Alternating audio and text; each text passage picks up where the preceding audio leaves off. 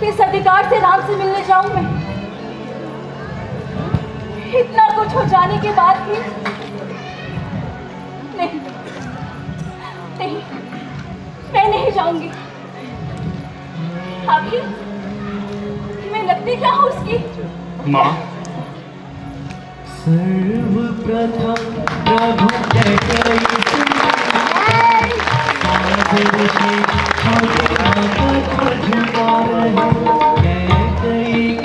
मन में ग्लानि और पश्चाताप, अपराधी में जलधारा बहा रहे। माँ, पिताजी की आज्ञा अनुसार 14 वर्ष वनों में समाप्त कर हम सुरक्षित वापस आ गए।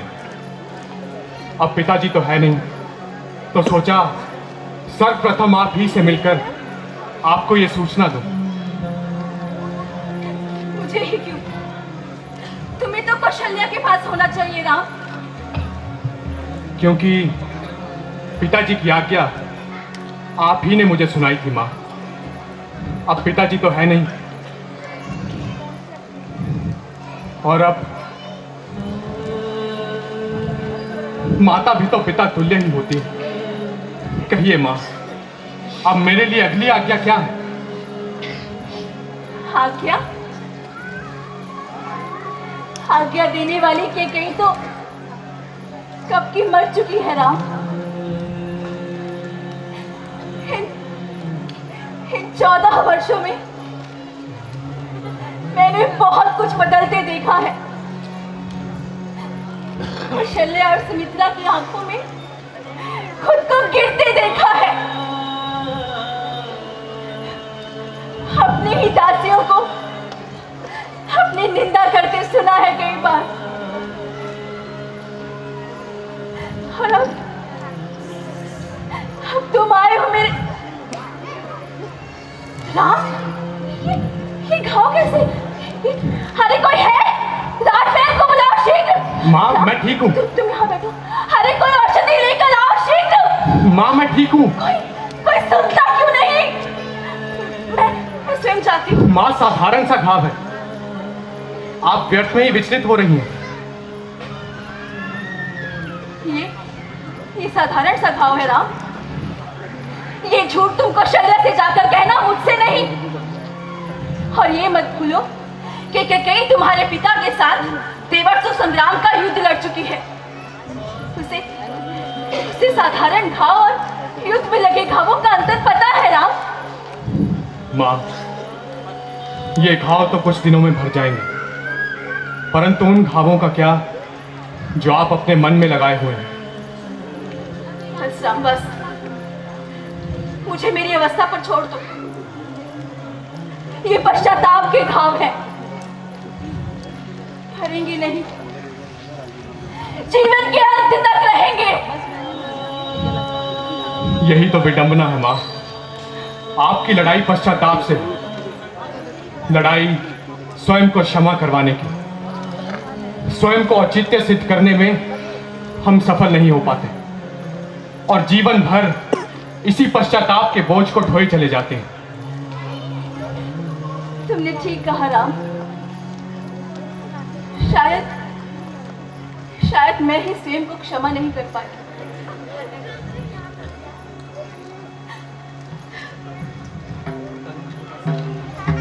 करूंगी तो कैसे? तुम्हारे घर चले जाने के बाद महाराज दशरथ, कुलगुरु ऋषि, कौशल्या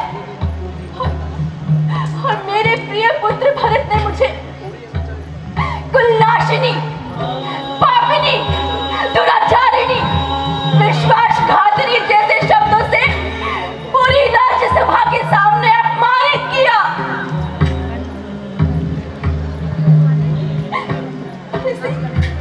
कैसे क्षमा करूं स्वयं को? मुझे याद है वो पल जब भरत ने भारद्वाज ऋषि को मेरा परिचय देते हुए कहा था कि जो अत्यंत गर्विष्ठ स्वभाव की है, जो अत्यंत राजलोभी है, देखने में तो और स्त्री है, परंतु वास्तव में वो एक राक्षसी है।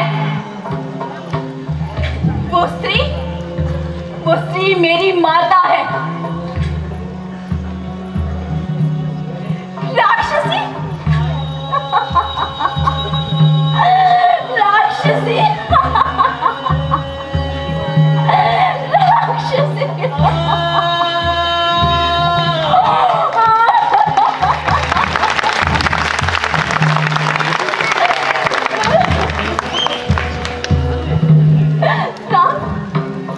कभी तुमने किसी पुत्र को अपनी माँ का इस तरह से अनादर करते देखा है? अरे मैं मानती हूँ मुझसे भूल हुई। पर क्या मेरे भाग्य में क्षमा नहीं?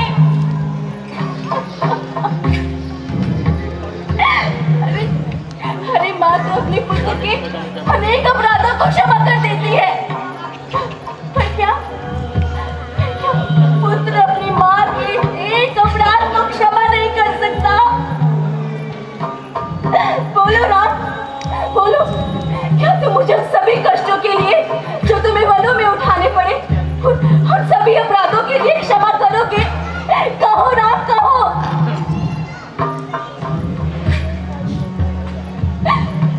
शायद नहीं। कहना बहुत सरल है राम, बहुत सरल है। क्षमा का तो प्रश्न ही नहीं उठता मां। मैं तो आपका धन्यवाद करना चाहता हूं। आप अपराधी नहीं, सृजन करता है। मातृदेवीं नमस्तुभ्यं मम जन्मदात्रीं त्वं नमो नमः। बाल्यकाले मां पालन कृत्वा मातृकाभ्यों त्वं नमाम्यहम्।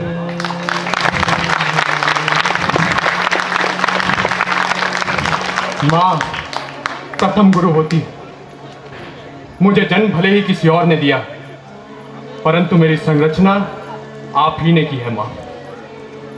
आप जिसे अपराध कह रही हैं वो अपराध नहीं, मेरे लिए वरदान साबित हुआ।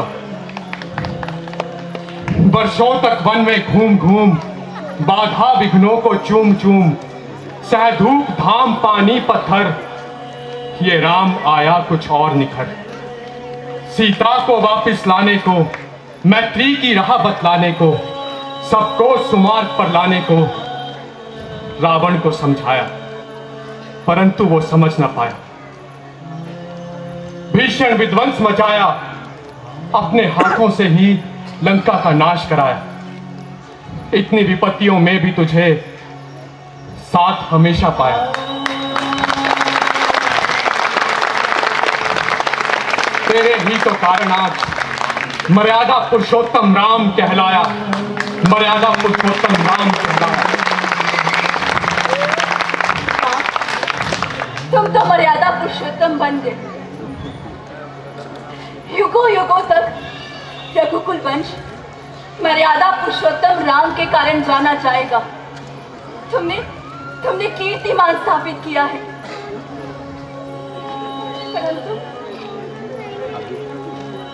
परंतु मेरा क्या?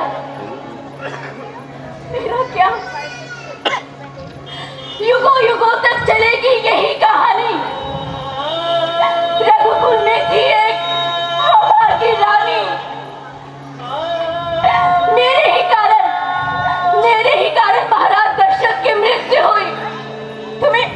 तुम्हें राजा की जगह वनवासी बनना पड़ा।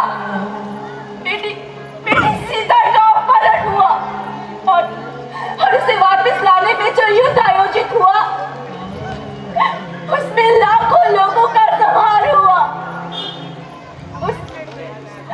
सबके लिए सिर्फ और सिर्फ के उत्तरदायी है राम। मां, इस सृष्टि में सब कुछ पाप पुण्य, जीवन मरण, होनी अनहोनी प्रभु द्वारा पहले से ही निर्धारित है। और जब सब कुछ पहले से ही निर्धारित है तो आप अपने आप को दोषी क्यों मानती? सब कर्मों का फल है, विधि का विधान है। मां, आपके मन के इस विकार को दूर करने हेतु आज राम प्रथम बार आपको अपना वास्तविक रूप दिखाएगा।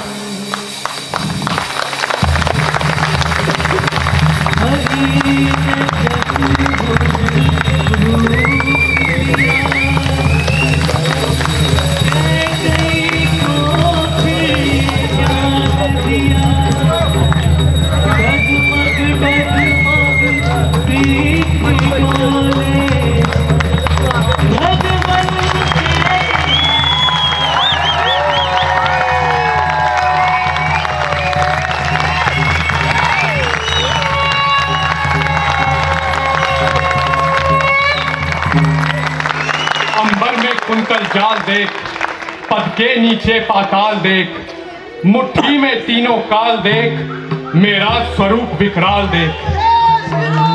ये देख गगन मुझ में लय है, ये देख पवन मुझ में लय है, मुझ में विलीन झंकार सकल, मुझ में लय है संसार सकल। अमृत को फूलता है मुझ में, संहार झूलता है मुझ में। उद्यांचल मेरा दीप्त भाल, भूमंडल वक्ष स्थल विशाल। कुछ परिधि बंद को घेरे हैं, मैनाक मेरु पग मेरे हैं। सब जन मुझी से पाते हैं, फिर लौट मुझी में आते हैं। दृघो तो दृश्य कांड देख, मुझ में सारा ब्रह्मांड देख। जीवा से करती ज्वाल सगन, सांसों में पाता जन पवन। पर जाती मेरी दृष्टि जिधर, हंसने लगती है सृष्टि उधर। मैं जब भी मूंदता हूं लोचन, छा जाता चारों ओर मरण। भूलो कतल पाताल देख, गत और अनागत काल देख। ये देख जगत का आदि सृजन, ये देख लंका का भीषण रण। मृतकों से पटी हुई भू है, पहचान पहचान इसमें कहां तू।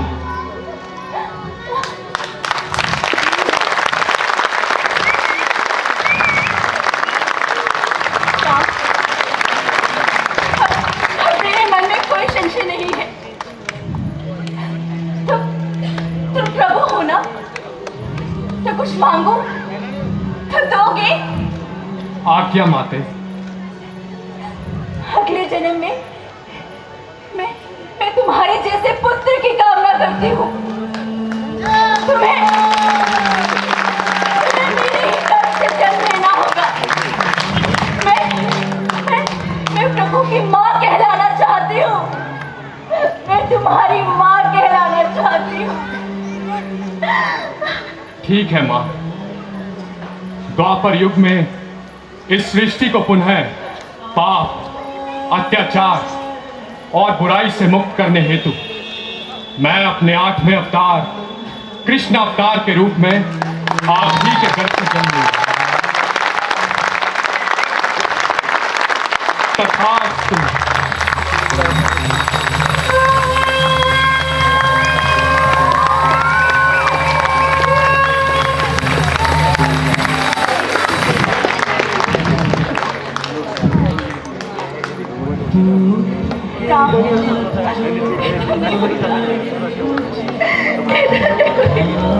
छोड़ा